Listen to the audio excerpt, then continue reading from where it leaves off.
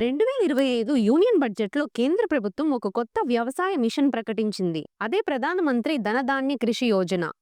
ఈ పథకాన్ని 2025లో union cabinet కూడా ఆమోదించింది. ఇది పూర్తిగా అగ్రికల్చర్ మరియు అలైడ్ సెక్టార్స్ పై ఫోకస్ చేసే ఫ్లాగ్షిప్ ప్రోగ్రామ్. ఈ స్కీమ్కు ఉన్న ముఖ్యమైన లక్ష్యం ఏమిటంటే అగ్రికల్చర్ ప్రొడక్టివిటీ పెంచడం, సస్టైనబుల్ ఫార్మింగ్ ప్రాక్టీసెస్ను ప్రోత్సహించడం మరియు post harvest storage, irrigation, agri credit access వంటివి మెరుగుపరచడం. ఇవి సాధించాలంటే సరిపడే స్థాయిలో ఫండింగ్ అవసరం. అందుకే ఈ స్కీమ్ కోసం ప్రభుత్వం ఏటా 2.24 లక్షల కోట్లు కేటాయించింది. ఇది 6 సంవత్సరాల పాటు అంటే 2025 నుంచి 2031 వరకు అమలులో ఉంటుంది.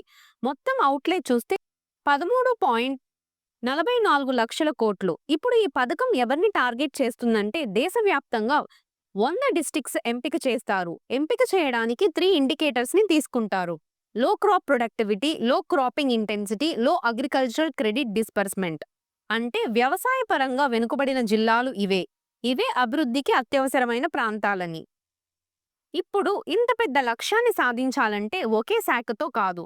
అందుకే ఈ యోజనలో 36 ఎగ్జిస్టింగ్ స్కీమ్స్ ను 11 మినిస్ట్రీస్ నుంచి కన్వర్ట్ చేస్తారు.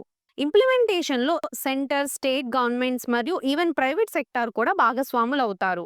ఈ డిజైన్ మొత్తం ఆస్పిరేషనల్ డిస్ట్రిక్ట్స్ ప్రోగ్రామ్ మాదిరిగానే ఉంటుంది, కానీ ఇది ప్యూర్లీ అగ్రికల్చర్ ఫోకస్తో ఉండడమే స్పెషాలిటీ. ఈ పథకం రైతులకు ఉత్పత్తి నుండి ఆదాయం వరకు సపోర్ట్ ఇవ్వడం లక్ష్యంగా పెట్టుకుంది. ఇది కేవలం పథకం కాదు, ఇన్స్టిట్యూషనల్ కోఆర్డినేషన్ మరియు టార్గెటెడ్ ఎగ్జిక్యూషన్ కలిగిన మిషన్. మొత్తంగా చూస్తే PMDDKY ఒక multidimensional high investment agricultural transformation program. Agricultural topic మరియు స్కీమ్స్ టాపిక్స్ కింద హెల్ప్ అవుతుంది.